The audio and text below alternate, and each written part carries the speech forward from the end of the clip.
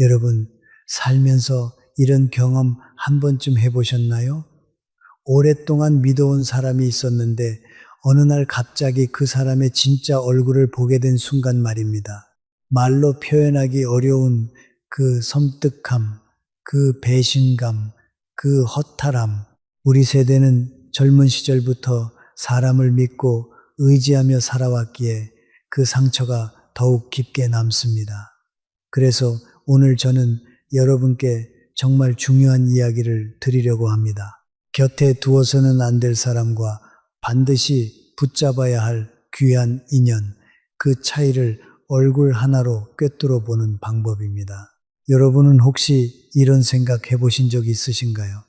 내 곁에 있는 이 사람, 진짜 좋은 사람일까? 아니면 그냥 나한테 잘 보이려고 연기하는 걸까요? 연세대 세브란스 병원 정신건강의학과 연구팀이 발표한 자료에 따르면 사람의 진짜 본성은 평균 0.2초 안에 얼굴에 드러난다고 합니다. 그 짧은 찰나의 신호를 읽을 줄 아는 사람과 모르는 사람의 인생은 완전히 달라집니다. 이 영상을 끝까지 보시면 여러분도 그 신호를 읽을 수 있게 됩니다. 오늘 저는 여러분께 모두 12가지를 알려드리겠습니다. 피해야 할 사람들의 얼굴 신호 7가지, 그리고 반드시 곁에 두어야 할 귀한 인연의 신호 5가지입니다. 하나하나 천천히 알려드릴 테니 메모 준비하시면 더 좋습니다. 우리 함께 시작해 보겠습니다. 자, 첫 번째입니다. 나보다 약한 사람을 대할 때 본색이 드러납니다. 울산에 사는 임경자 씨는 올해 68입니다.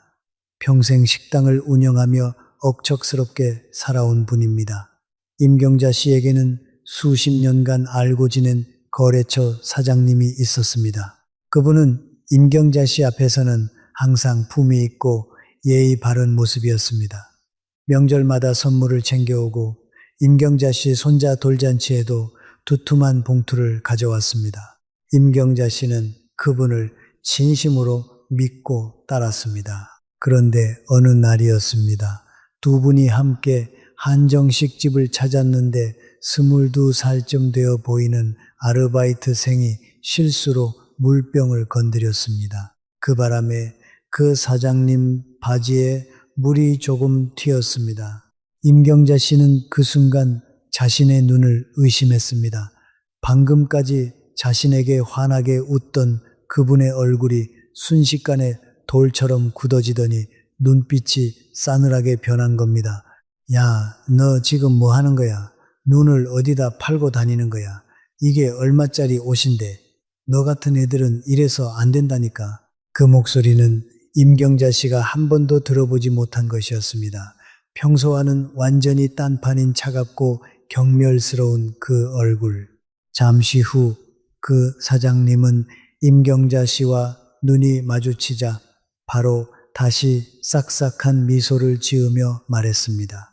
에이, 요즘 아이들이 교육이 안 돼서 원. 임경자 씨는 그 순간 가슴속에서 뭔가 차갑게 식어가는 느낌을 받았습니다. 연세대 세브란스 병원 임상심리학 연구팀이 발표한 연구 결과가 있습니다. 사회적 지위를 이용해 상대를 선별하여 대하는 사람들의 뇌를 fMRI로 촬영한 결과 자신보다 약하다고 판단되는 상대를 만났을 때 공감을 담당하는 전두엽 영역이 현저하게 비활성화된다고 합니다. 쉽게 말씀드리면 그 사람은 자신보다 힘이 없다고 생각되는 상대에게는 처음부터 공감 능력 자체를 꺼버린다는 뜻입니다. 여러분, 꼭 기억하십시오. 나에게 잘하는 사람인지보다 나보다 아랫사람을 어떻게 대하는지가 훨씬 더 중요합니다. 식당 직원, 경비원, 청소 아주머니를 대하는 그 사람의 눈빛을 보십시오. 그 눈빛이 바로 여러분이 힘들어졌을 때 그 사람이 여러분을 바라볼 눈빛입니다. 다산 정약용 선생께서도 일찍이 말씀하셨습니다. 아랫사람을 귀한 손님처럼 대하는 것이 하늘의 뜻을 따르는 길이라고요. 우리 세대는 어렵게 자란 세월이 있습니다.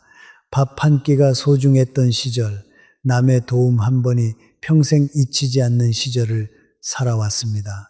그렇기에 우리는 누구보다 잘 압니다. 사람은 하늘이 준 귀함이 있다는 것을요. 그 귀함을 외면하는 사람 곁에는 오래 있을 이유가 없습니다. 오늘부터는 만나는 분들 곁에서 그분이 아랫사람에게 어떤 얼굴을 하는지 한번 살펴보십시오. 자, 두 번째입니다. 내 불행이 그 사람에게는 축제가 되는 경우입니다. 제주에 사는 백정자 씨는 올해 76입니다. 평생 농사를 지으며 사신 분입니다. 백정자 씨에게는 같은 마을에서 50년 넘게 알고 지낸 친구가 있었습니다. 어느 날 마을 경로당 모임에서 백정자 씨는 아들이 회사에서 갑자기 구조조정을 당해 일자리를 잃었다는 이야기를 꺼냈습니다. 아이고, 큰일이다. 아들이 어쩌냐. 주변 분들은 다들 안타까워했습니다. 그런데 백정자 씨 맞은편에 앉아있던 오랜 친구의 표정을 보는 순간 등골이 서늘해졌습니다. 백정자 씨의 이야기가 터져 나오던 그 0.5초의 찰나에 그 친구의 눈동자가 서늘하게 번뜩이더니 입꼬리가 미세하게 위로 올라갔습니다. 불과 1초도 되지 않아 다시 표정을 지우고는 에고 어쩌냐 하며 혀를 찼지만 백정자 씨는 분명히 보았습니다. 그 찰나의 순간에 스친 그 기이한 만족감을 말입니다. 독일어에 샤덴프로이데라는 말이 있습니다. 남의 고통을 보며 느끼는 은밀한 기쁨이라는 뜻입니다. 연세대 세브란스 병원 신경과학 연구팀이 실시한 뇌과학 연구에 따르면 타인의 불행을 목격했을 때 뇌의 보상 회로가 활성화되는 사람들이 실제로 있다고 합니다. 이런 반응이 강한 사람들에게는 공통적인 특징이 있습니다. 바로 내면의 깊은 결핍과 시기심을 품고 있다는 것입니다. 다산 선생께서는 이렇게 말씀하셨습니다. 군자는 남의 선함을 보고 기뻐하고 남의 불행을 함께 아파하지만 소인은 남의 선함을 시기하고 남의 고통을 기뻐한다고요.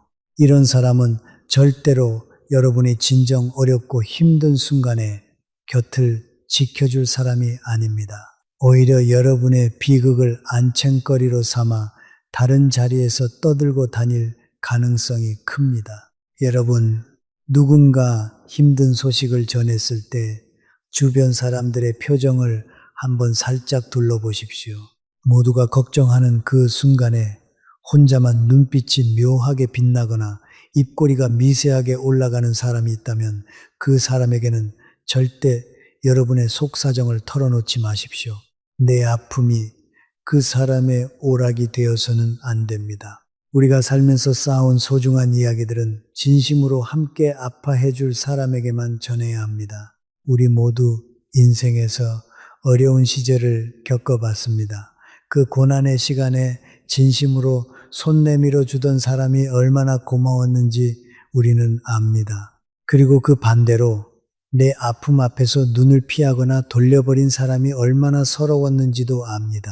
이제는 여러분 스스로 그 신호를 먼저 읽고 여러분의 귀한 마음을 지키십시오. 세 번째입니다. 내가 아픈 이야기를 해도 자기 자랑으로 화제를 돌리는 사람입니다. 우리 주변에는 이런 분들이 있습니다. 이야기를 들어주는 것 같아서 내 속을 털어놓았더니 내 말이 채 끝나기도 전에 아 그래?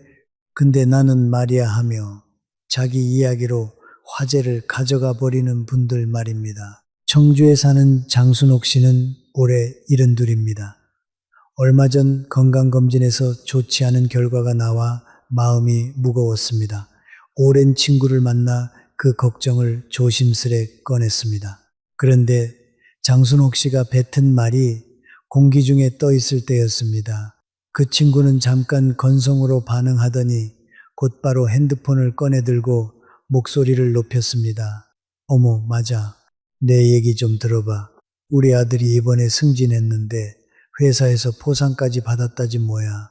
눈은 핸드폰에 고정한 채 훨씬 환한 얼굴로 이야기를 쏟아냈습니다. 장순옥 씨의 검진 걱정은 그렇게 공기 속으로 흩어져 버렸습니다. 연세대 세브란스 병원 정신건강의학과 연구팀에 따르면 이런 행동 패턴을 대화 독점이라고 합니다. 상대방의 고통에는 공감신경이 반응하지 않으면서 자신의 우월함을 드러낼 기회가 생기면 도파민이 과도하게 분비되는 뇌 구조를 가진 사람들에게서 나타나는 현상입니다. 심리학에서는 이런 사람을 자기중심적 투사 유형이라고 부릅니다. 다른 사람을 자신의 행복을 과시하는 배경으로만 여기는 것이죠. 다산 선생께서는 군자는 남의 근심을 내 근심처럼 여기고 남의 기쁨을 내 기쁨처럼 여겨야 한다고 하셨습니다. 나의 아픔 앞에서 눈빛이 흐려지거나 화제를 돌려버리는 사람, 내 걱정을 자기 자랑을 꺼내기 위한 징검다리로 삼는 사람은 여러분에게 진정한 위로를 줄 수 없는 사람입니다. 그동안 그런 분들 앞에서 내 속을 털어놓다가 오히려 더 공허해진 적 있으셨나요? 그 기분 저도 압니다. 우리가 살면서 자식 키우느라 내 마음 하나 제대로 들여다볼 틈도 없이 달려왔는데 그렇게 털어놓은 이야기마저 받아주지 않으면 얼마나 쓸쓸하겠습니까? 이제는 그런 분들께 소중한 속마음을 맡기지 마십시오. 여러분의 이야기는 진심으로 들어줄 사람에게 건네야 합니다. 지금까지 3가지를 말씀드렸습니다. 나보다 약한 사람을 무시하는 사람, 남의 불행에서 은밀한 기쁨을 찾는 사람, 내 이야기를 자기 자랑의 발판으로 삼는 사람. 이 3가지는 여러분의 인생 에너지를 조용히 갉아먹는 신호들입니다. 이제 4번째로 넘어가겠습니다. 내 기쁨이 그 사람에게는 가시가 되는 경우입니다. 인천에 사는 한영자 씨는 올해 69입니다. 손목 관절염으로 고생하시면서도 동네 경로당 꽃꽂이 모임에는 꼭꼭 나오시는 분입니다. 그날 모임에서 한영자 씨는 오랜만에 기쁜 소식이 있었습니다. 대학을 졸업하고 취업을 못해 고민하던 손녀가 드디어 원하던 직장에 합격했다는 소식이었습니다. 한영자 씨는 함께 기뻐해 줄 거라 믿으며 반갑게 소식을 전했습니다. 대부분의 분들은 진심으로 축하해 줬습니다. 어머, 잘 됐네. 자식이 잘 되면 내 일같이 기쁘지 하면서요. 그런데 한영자 씨 옆자리에 앉아있던 오랜 지인 한 분이 달랐습니다. 그분은 잘 됐네 라는 말을 했는데 그 순간 입꼬리 한쪽이 아주 미묘하게 비틀어지더니 눈동자가 위아래로 파르르 떨렸습니다. 얼굴이 딱딱하게 굳어지면서 강제로 그 표정을 지워내는 느낌이었습니다. 표정 연구의 세계적인 권위자 폴 에크먼 박사의 연구에 따르면 인간은 아무리 감정을 숨기려 해도 0.05초 안에 진실이 안면 근육에 새겨진다고 합니다. 특히 진심으로 기뻐하는 경우와 억지로 기뻐하는 척할 때 안면 근육의 움직임이 완전히 다르다는 것이 밝혀졌습니다. 진심으로 기쁜 표정은 눈 주위 근육과 입 근육이 함께 움직이지만 억지 표정은 입 근육만 단독으로 움직입니다. 연세대 세브란스 병원 정신건강의학과 연구팀에 따르면 질투심이 강한 사람일수록 타인의 성공 소식을 들었을 때 뇌의 전대상 피질에서 고통 반응이 나타난다고 합니다. 고통을 감추려는 노력이 바로 얼굴 근육의 비대칭적 움직임으로 나타나는 것입니다. 다산 선생께서는 말씀하셨습니다. 남의 잘됨을 보고 기뻐하는 것이 내 복을 쌓는 길이며 이를 시기하는 것은 스스로를 감옥에 가두는 일이라고요. 질투에 사로잡힌 사람은 남을 해치기 전에 먼저 자기 자신을 태워버립니다. 그런 불 곁에 있으면 여러분도 그 연기를 마시게 됩니다. 여러분, 기쁜 소식을 전할 때 상대방의 눈빛을 유심히 보십시오. 입은 웃고 있어도 눈가가 함께 웃지 않는다면, 얼굴 근육이 부자연스럽게 긴장한다면 그것은 숨기려 해도 숨길 수 없는 본심의 신호입니다. 그런 분에게는 좋은 소식을 먼저 전하지 않는 것이 좋습니다. 여러분의 기쁨은 진심으로 함께 웃어줄 수 있는 사람과 나누어야 합니다. 5번째입니다. 침묵을 무기로 삼아 사람을 조종하려는 분들의 이야기입니다. 포항에 사는 권순애 씨는 올해 64입니다. 꽃집을 운영하시는 분입니다. 권순애 씨 주변에는 오랫동안 알고 지낸 지인이 있는데 그분은 자신의 마음에 안 드는 일이 생기면 입을 닫아버립니다. 말다툼이나 소리를 지르는 것도 아닙니다. 그냥 표정 없이 굳어서 아무 말도 하지 않습니다. 어느 날 권순애 씨가 모임에서 가벼운 농담을 했습니다. 그 말이 그분의 심기를 건드렸나 봅니다. 갑자기 그분은 대화를 뚝 끊고 핸드폰만 들여다보기 시작했습니다.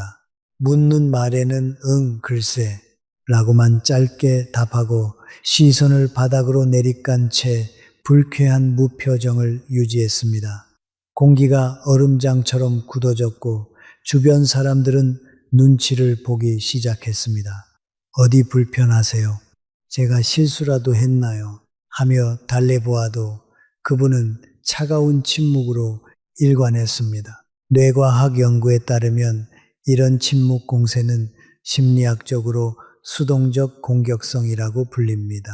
직접적으로 불만을 표현하는 대신 침묵과 무표정을 무기로 삼아 상대를 벌하는 방식입니다. 연세대 세브란스 병원 임상심리 연구팀의 발표에 따르면 이런 불편한 침묵에 노출된 사람의 뇌는 실제 물리적 통증을 느끼는 것과 유사한 신호를 보낸다고 합니다.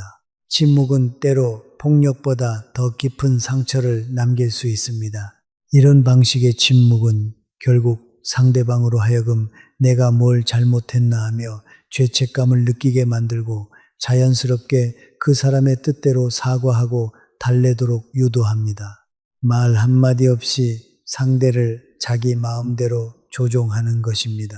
타산 선생께서 말씀하셨습니다. 말이 없는 것이 미덕일 때가 있으나 그 속에 원망과 독을 품었다면 말이 많은 것보다 더 큰 화를 부른다고요. 여러분, 이유를 알 수 없는 그 서늘한 무표정 앞에서 자책하지 마십시오. 그것은 여러분의 잘못이 아닙니다. 그 표정은 그 사람이 침묵을 도구로 여러분을 지배하려는 오만한 욕심의 표현일 뿐입니다. 만약 그런 분이 주변에 있다면 지금은 대화하기 어려우신 것 같으니 나중에 편하실 때 말씀해 주세요라고 조용히 말하고 자리를 피하십시오. 여러분은 그 사람의 감정 쓰레기통이 될 필요가 없습니다. 우리 세대는 충분히 오랫동안 남의 눈치를 보며 살아왔습니다. 이제 여러분 자신을 먼저 살피셔도 됩니다. 6번째입니다. 뒤에서 하는 이야기와 앞에서 하는 이야기가 다른 사람의 신호입니다. 우리가 살면서 가장 조심해야 할 유형 중 하나가 바로 뒷담화를 즐기는 사람입니다. 그런데 이런 분들은 겉으로는 절대 티를 내지 않습니다. 오히려 앞에서는 세상에서 가장 친절하고 배려심 있는 척합니다. 어떻게 알아보느냐고요? 방법이 있습니다. 이런 분들에게는 공통적인 얼굴 신호가 있습니다. 첫째, 다른 사람 이야기를 할 때 은근히 눈빛이 생기를 뜹니다. 험담 자체를 즐기는 것이죠. 둘째, 자신이 없는 자리에서 다른 사람을 어떻게 이야기하는지 물어봤을 때 지나치게 칭찬하거나 지나치게 폄하합니다.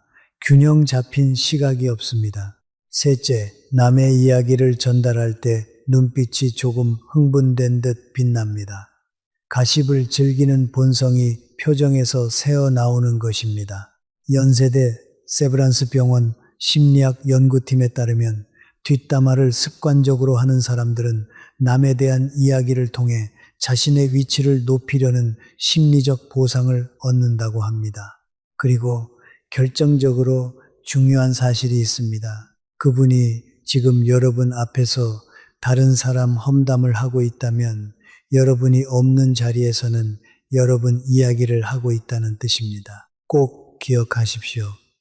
나와 함께 있을 때 제3자의 험담을 재미있게 늘어놓는 사람은 나를 진심으로 소중히 여기는 사람이 아닙니다. 그런 분과 오래 가까이 있다 보면 내 이야기도 어딘가에서 안쟁거리가 되고 있을 가능성이 높습니다. 오늘부터는 그런 분들 앞에서 여러분의 이야기를 아끼십시오. 7번째입니다. 거짓 친절과 진짜 친절의 차이를 읽는 방법입니다. 세상에는 두 종류의 친절이 있습니다. 진심에서 우러난 친절과 무언가를 얻기 위한 전략적 친절입니다.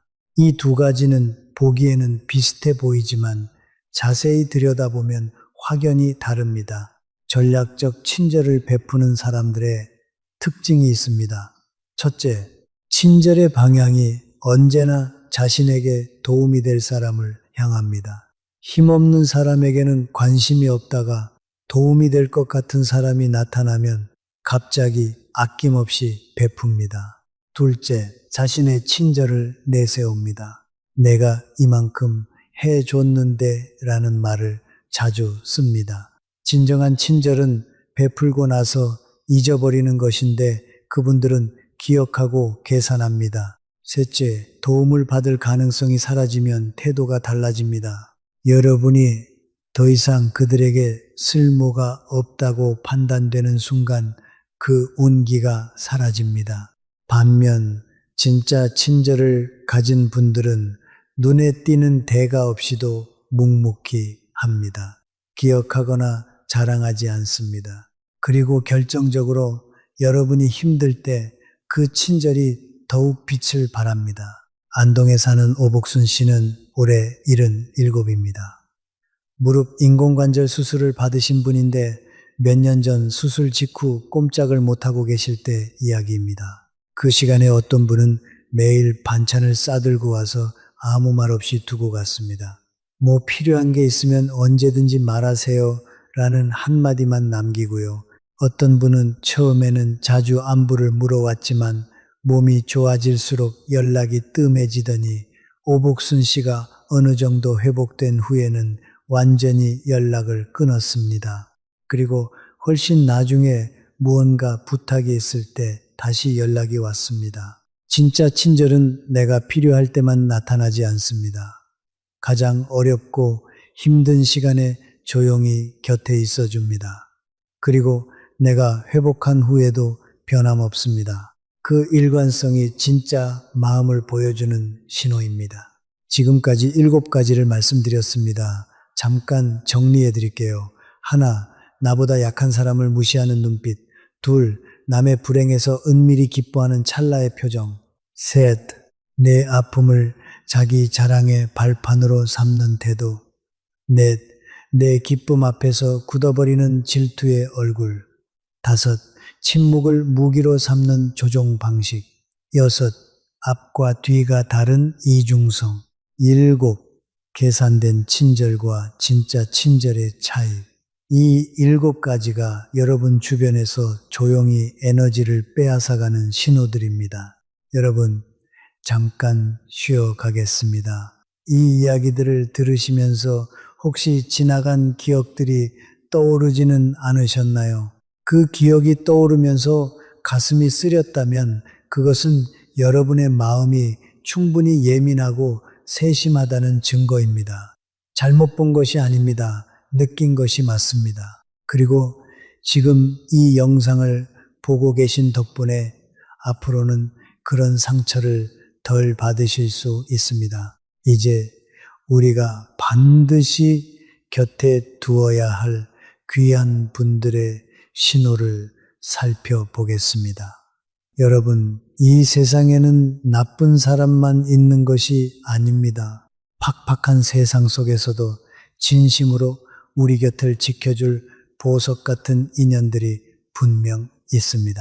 이제 그분들을 알아보는 눈을 키울 차례입니다. 8번째입니다. 폭풍 속에서도 흔들리지 않는 사람의 비밀입니다. 어떤 분들이 있습니다. 아무리 거친 상황이 닥쳐도 눈빛이 흔들리지 않는 분들입니다. 누군가 무례하게 굴어도 얼굴이 붉어지거나 목소리가 떨리지 않습니다.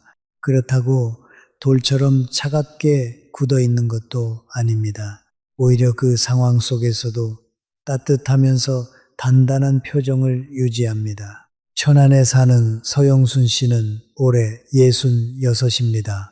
얼마 전 지역 주민 모임에서 한 분이 서영순 씨를 향해 아무 근거도 없는 비난을 쏟아냈습니다. 평소 억척스럽다는 소리를 자주 들은 서영순 씨였는데 그 억울한 공격 앞에서도 눈 하나 깜짝하지 않았습니다. 흥분해서 대들거나 눈물을 글썽이지도 않았습니다. 서영순 씨는 그냥 가만히 상대방의 눈을 바라보았습니다. 그 눈빛에는 두려움도 없고 경멸도 없었습니다. 그저 깊고 고요한 무게감이 있었습니다. 잠시 후 서영순 씨가 낮지만 단단한 목소리로 말했습니다. 근거 있는 말씀이라면 제가 들을 준비가 되어 있습니다.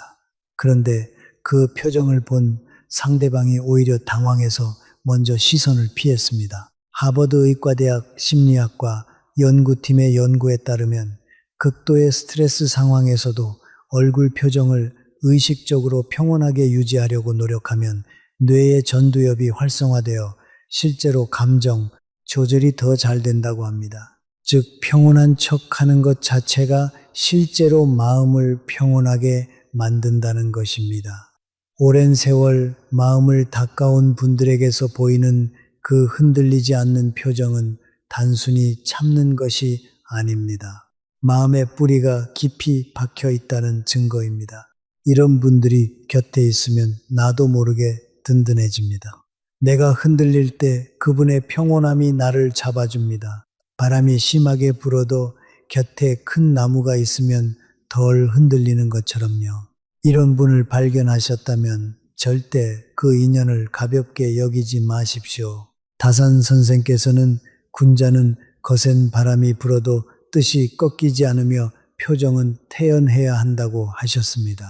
내면이 단단한 자만이 겉으로 고요할 수 있다고요. 인생이 흔들릴 때 그 고요함으로 나를 지탱해 줄 수 있는 분이야말로 가장 귀한 인연입니다. 9번째입니다. 말 한마디 없이도 마음이 전해지는 진짜 미소의 비밀입니다. 여러분, 미소에도 종류가 있다는 사실 알고 계셨나요? 표정 연구의 권위자인 폴 에크먼 박사는 인간의 미소를 크게 2가지로 나누었습니다. 하나는 사회적 미소, 즉 인사치레로 짓는 미소이고 다른 하나는 진심에서 우러난 미소입니다. 이 2가지의 차이는 딱 한 군데서 드러납니다. 바로 눈가입니다. 진심에서 우러난 미소는 입꼬리가 올라가는 것뿐만 아니라 눈 주위 근육이 함께 반응합니다. 눈꼬리에 부드러운 주름이 생기고 눈이 살짝 좁아집니다. 이것을 뒤슈엔 미소라고 합니다. 반면 사회적 미소는 입 근육만 단독으로 움직이고 눈에는 아무런 변화가 없습니다. 성남에 사는 홍영희 씨는 올해 62입니다. 요즘 비만으로 고민이 많으신 분입니다. 얼마 전 몸이 좋지 않아 병원 검사를 받고 나오다가 마음이 무너질 것 같아 문화센터 모임에 나갔습니다. 힘겨운 표정을 감추지 못하고 앉아 있었는데 오랜 지인 한 분이 다가왔습니다. 그분은 아무것도 묻지 않았습니다. 그냥 조용히 옆에 앉으시더니 홍영희 씨의 손을 2 손으로 살며시 감싸 주었습니다. 그때 홍영희 씨는 그분의 눈을 보았습니다. 입으로는 아무 말도 하지 않는데 그 눈가에 잔잔한 주름이 생기면서 따뜻한 온기가 흘러나오고 있었습니다. 당신이 얼마나 힘드신지 다 압니다. 여기 있어도 됩니다. 라고 말하는 것 같았습니다. 홍영희 씨는 그 눈빛 하나에 말로 다 할 수 없는 위로를 받았습니다. 가슴 깊이 막혔던 무언가가 천천히 녹아내리는 느낌이었습니다.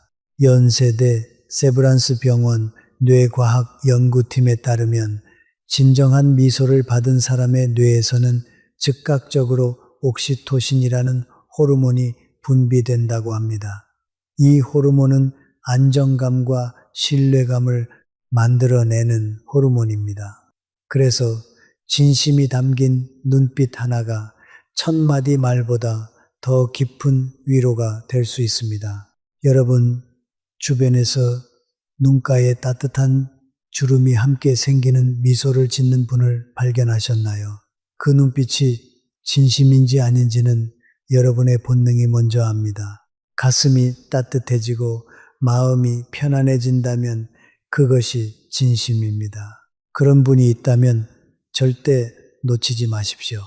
그런 눈빛을 가진 분 한 명이 여러분 남은 인생을 얼마나 든든하게 만들어줄지 모릅니다. 10번째입니다. 내 감정의 높낮이에 표정을 맞춰주는 사람의 이야기입니다. 수원에 사는 신명숙 씨는 올해 61입니다. 얼마 전 친구들 모임에서 요즘 몸이 좀 안 좋다는 이야기를 꺼냈습니다. 그런데 그 반응이 사람마다 달랐습니다. 어떤 분은 그래도 나보다는 낫지 뭐라며 자기 병치레 이야기로 넘어갔습니다. 어떤 분은 그래요라며 고개를 끄덕이면서도 눈빛은 핸드폰 쪽을 향해 있었습니다. 그런데 옆에 있던 한 분이 달랐습니다.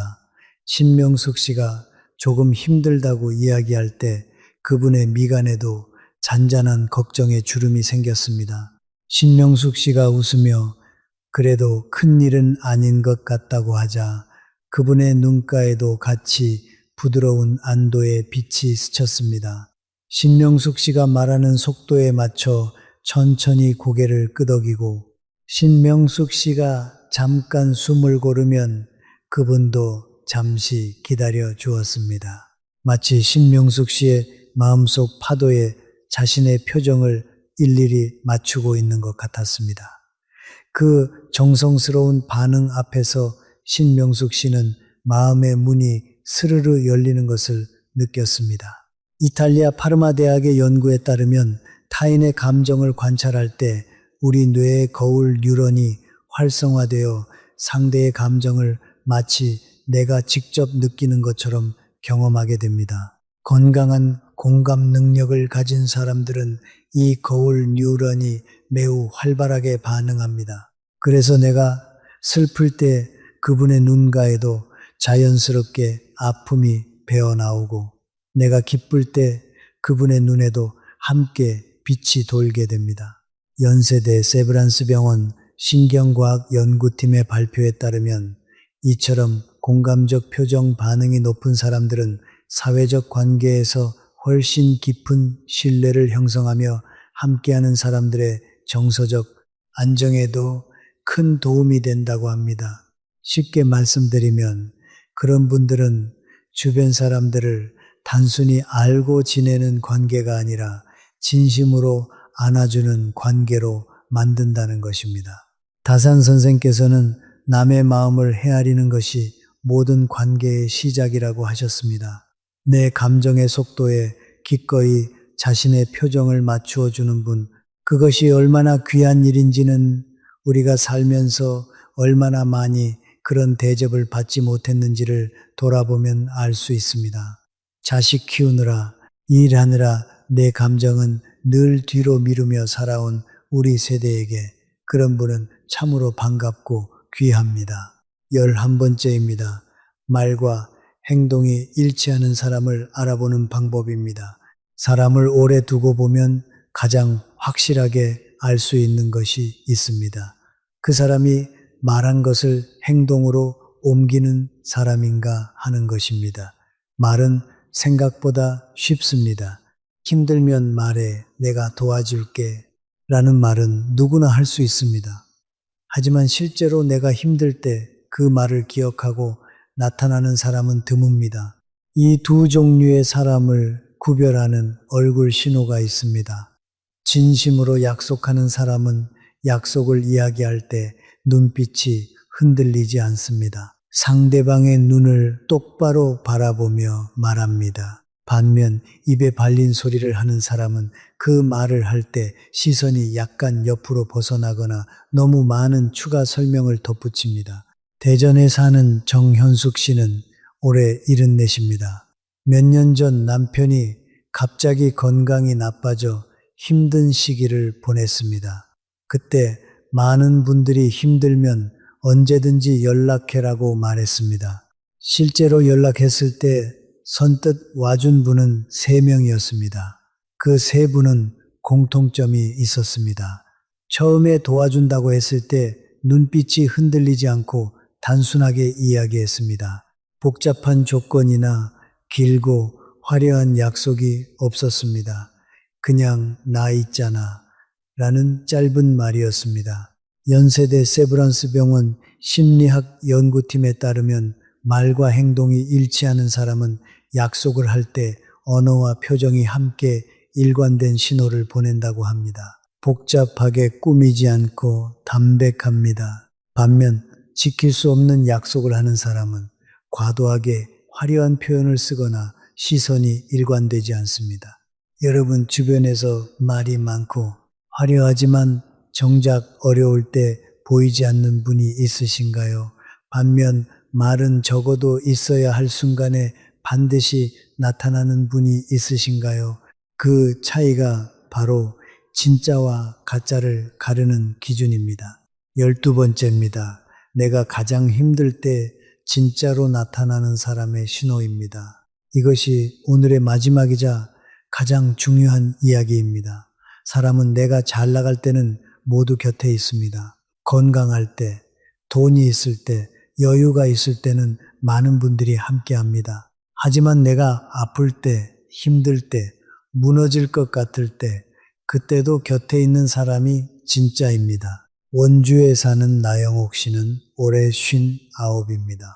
간병인 일을 하시는 분인데 몇 년 전 스스로가 입원을 해야 하는 상황이 생겼습니다. 그때 제일 많이 연락이 왔던 분들이 시간이 지나면서 하나씩 연락을 끊었고 나영옥 씨가 퇴원하고도 후유증으로 한동안 고생할 때는 연락이 거의 없었습니다. 그런데 딱 2분은 달랐습니다. 한 분은 나영옥 씨가 입원해 있는 동안 매주 방문했습니다. 특별한 이야기를 나누는 것도 아니었습니다. 그냥 옆에 앉아서 같이 TV를 보거나 과일을 까주거나 했습니다. 나영욱 씨가 퇴원하고 회복하는 동안에도 변함이 없었습니다. 또 한 분은 몸은 직접 오지 못했지만 매일 문자 한 통을 보냈습니다. 오늘 어때? 밥은 먹었어? 짧고 규칙적인 그 관심이 나영옥 씨에게는 큰 버팀목이 되었습니다. 이 2분의 공통점이 있었습니다. 화려하지 않지만 꾸준했습니다. 내가 힘들 때 처음 보인 그 관심이 내가 좀 나아지고 나서도 변하지 않았습니다. 그것이 진짜 마음의 신호입니다. 연세대 세브란스 병원 임상심리연구팀에 따르면 인간의 위로, 능력은 상황에 따라 변하지 않는 일관성에서 나온다고 합니다. 어렵고 힘든 상황에서도 꾸준히 곁에 있어주는 것은 인간이 할 수 있는 가장 높은 수준의 공감 행동이라고 합니다.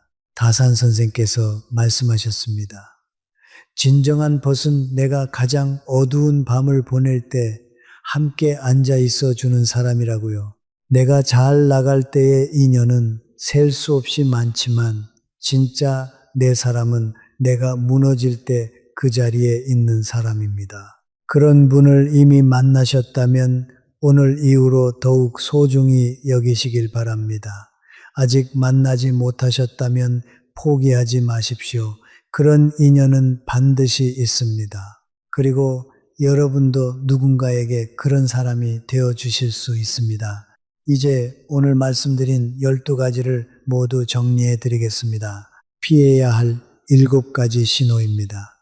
하나, 나보다 약한 사람에게 얼굴이 달라지는 사람.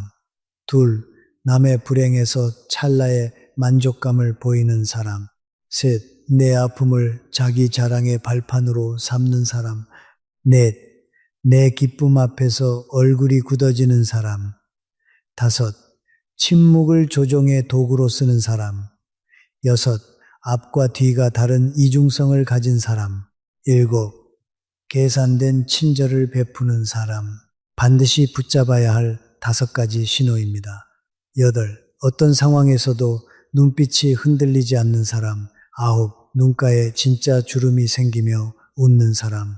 열, 내 감정에 자신의 표정을 맞춰주는 사람. 11, 말과 행동이 언제나 일치하는 사람. 12, 내가 가장 힘들 때 꾸준히 곁에 있는 사람. 우리가 오늘 함께 나눈 이 이야기들은 그냥 지식이 아닙니다. 여러분의 남은 인생을 더 평온하고 따뜻하게 만들어줄 나침반입니다. 사람 하나 잘못 봐서 마음 다치고 힘들었던 그 고단했던 세월, 이제는 그만 놓아주셔도 됩니다. 오늘 이 이야기를 통해 사람을 꿰뚫어 보는 밝은 안목이라는 귀한 지혜를 얻으셨으니까요. 이제는 좀 더 깊이 들어가 보겠습니다. 오늘 말씀드린 12가지 신호들을 읽는 데 있어서 한 가지 더 중요한 것이 있습니다. 바로 우리 자신의 감각을 믿는 것입니다. 여러분은 살면서 이런 경험 해보셨을 겁니다.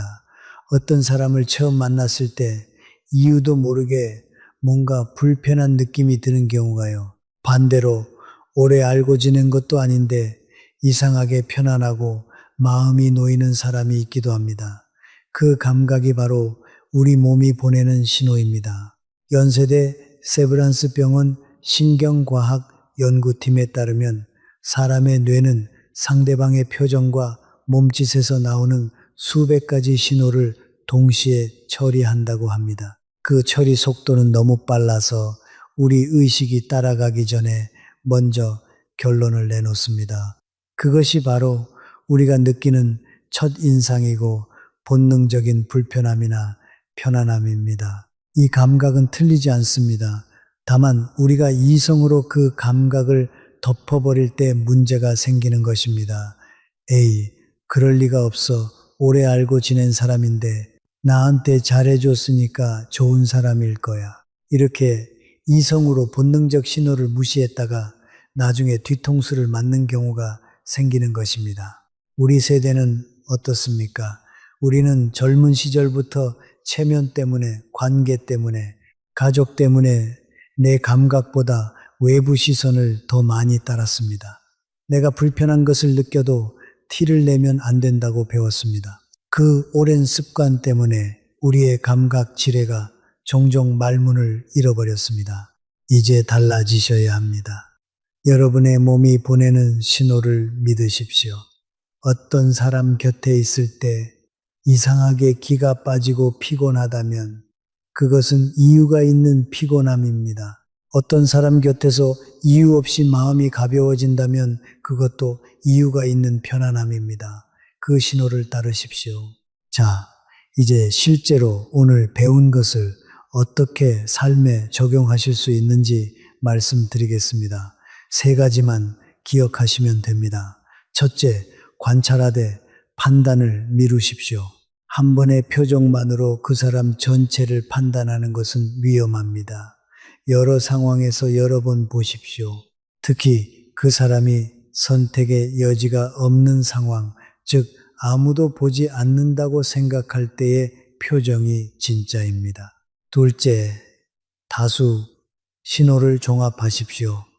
오늘 말씀드린 신호들 중 한 가지만 보고 판단하지 마십시오. 예를 들어 약자에게 무례한 눈빛이 있으면서 동시에 내 불행 앞에서 묘한 만족감을 보인다면 그때는 확신하셔도 됩니다. 신호가 여러 곳에서 반복될수록 그 사람의 본성에 가까워집니다. 셋째, 자신의 감각을 신뢰하십시오.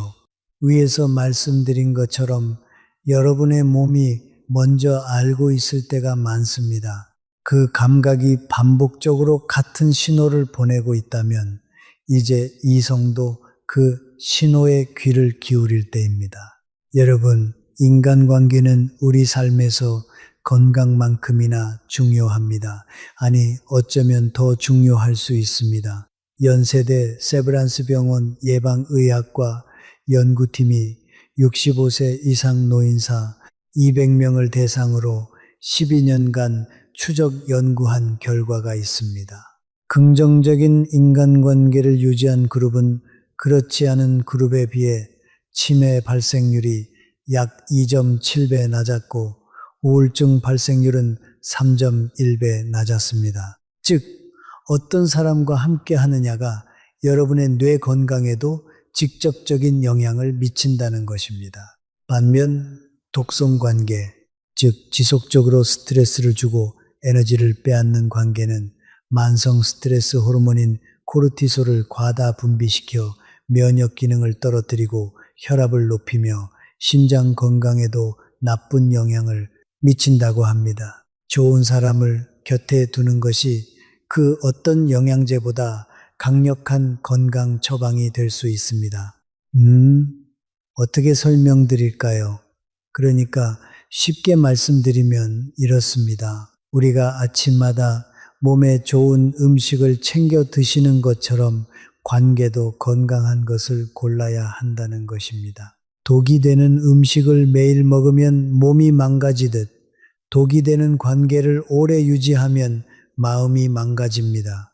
그 마음의 상처는 결국 몸에도 영향을 미칩니다. 그렇다면 지금 당장 어떻게 해야 할까요? 잠깐, 이게 정말 중요한 부분입니다. 여러분이 오늘 이 영상을 보시고 주변을 둘러봤을 때 이런 분이 있으시다면 갑자기 관계를 끊으라는 뜻이 아닙니다. 갑자기 선 긋는 행동은 오히려 여러분에게 불필요한 갈등을 만들 수 있습니다.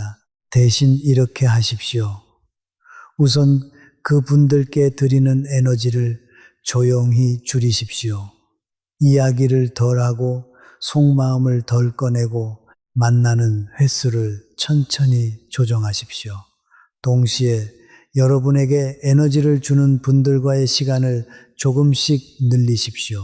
이 두 가지를 조용히 병행하다 보면 시간이 흐르면서 자연스럽게 관계의 무게 중심이 옮겨갑니다. 여러분은 지금까지 남을 위해 참 많이 살아오셨습니다. 자식을 위해, 남편을 위해, 집안을 위해 여러분 자신은 뒤로 미루며 살아오신 분들이 많습니다. 이제는 여러분 자신을 위해 선택하셔도 됩니다. 어떤 관계를 유지하고 어떤 관계를 놓을지 선택하는 것은 이기적인 일이 아닙니다. 그것은 여러분 자신을 사랑하는 일입니다. 그리고 여러분이 건강하고 행복해야 여러분 곁에 있는 자식들도 손주들도 더 행복할 수 있습니다. 우리 세대는 희생을 미덕으로 배웠습니다. 그 마음은 정말 귀합니다. 하지만 스스로를 완전히 소진시키는 희생은 결국 아무도 행복하게 하지 못합니다. 비행기 안전수칙처럼 내 마스크를 먼저 착용한 다음에 남을 도울 수 있습니다. 여러분이 먼저 편안해야 합니다. 이 영상을 보시면서 마음에 걸리는 분이 한두 분쯤 떠오르셨을 겁니다. 그 분과의 관계가 오래되었다면 더욱 고민이 되실 수도 있습니다. 그 마음도 충분히 이해합니다. 오랜 인연을 가볍게 보낼 수는 없지요. 하지만 한 가지만 자문해 보십시오. 그분 곁에 있을 때 여러분의 마음이 더 무거워지는지 가벼워지는지를요, 그 답이 여러분이 다음에 무엇을 해야 할지 알려줄 것입니다. 여러분, 오늘 함께 나눈 이 긴 이야기가 여러분의 삶에 작은 빛이 되었으면 합니다. 사람 잘못 보아서 밤을 지새운 그 고단했던 날들, 이제는 그 기억을 미워하지 마십시오. 그 경험이 있었기에 오늘 이 이야기가 더 깊이 와닿으셨을 겁니다. 그리고 이제 여러분은 그 경험을 바탕으로 훨씬 더 밝은 눈으로 사람을 볼 수 있게 되었습니다. 지금 이 순간에도 여러분 곁에는 분명 귀한 분들이 있습니다. 어쩌면 너무 가까이 있어서 그 소중함을 미처 느끼지 못하고 있을 수도 있습니다. 오늘 집에 돌아가시거든 그 분들에게 감사함을 표현해 보십시오. 말로 해도 좋고 문자 한 통이어도 좋습니다. 그 작은 표현 하나가 여러분과 그분 사이의 관계를 더욱 깊고 단단하게 만들어 줄 것입니다. 그리고 여러분 자신에게도 오늘 한 가지 말씀을 드리고 싶습니다. 여러분은 지금까지 정말 잘 살아오셨습니다. 어렵고 힘든 시절도 있었고 사람 때문에 상처받은 날도 있었지만 그 모든 것을 견디고 오늘 여기에 계십니다. 그 자체가 얼마나 대단한 일인지 모릅니다. 오늘 이 이야기가 여러분의 마음에 따뜻한 온기 한 조각이 되었으면 좋겠습니다. 마지막으로 다산 정약용 선생의 말씀으로 오늘 이야기를 마무리하겠습니다. 선생께서는 이렇게 말씀하셨습니다. 얼굴은 마음의 거울이며 그 사람이 살아온 길이 고스란히 담긴다고요. 오늘 우리가 살펴본 그 찰나의 신호들은 모두 그 사람이 평생 쌓아온 마음 그릇에서 흘러나오는 것들입니다. 진짜 마음은 언젠가 반드시 얼굴에 드러납니다. 그리고 진짜 선한 마음 역시 마찬가지입니다. 여러분도 여러분의 따뜻한 마음을 오늘도 잘 간직하시길 바랍니다. 그 마음이 여러분의 얼굴에서 따뜻하게 빛나고 있는 한 여러분 곁에는 반드시 그 빛을 알아보는 귀한 분들이 찾아올 것입니다. 오늘 이 긴 이야기를 끝까지 함께 해주셔서 진심으로 감사드립니다. 도움이 되셨다면 좋아요와 구독 부탁드립니다. 우리 모두의 남은 인생을 더 지혜롭고 따뜻하게 만들어 가는데 이 채널이 언제나 함께 하겠습니다. 댓글에 오늘 이야기를 들으시며 떠오른 분이나 생각이 있으시다면 남겨주세요. 여러분의 이야기가 또 다른 분들에게 위로가 될 수 있습니다. 우리 함께 건강하고 행복한 노후를 만들어가요. 건강 지키시고 행복하세요.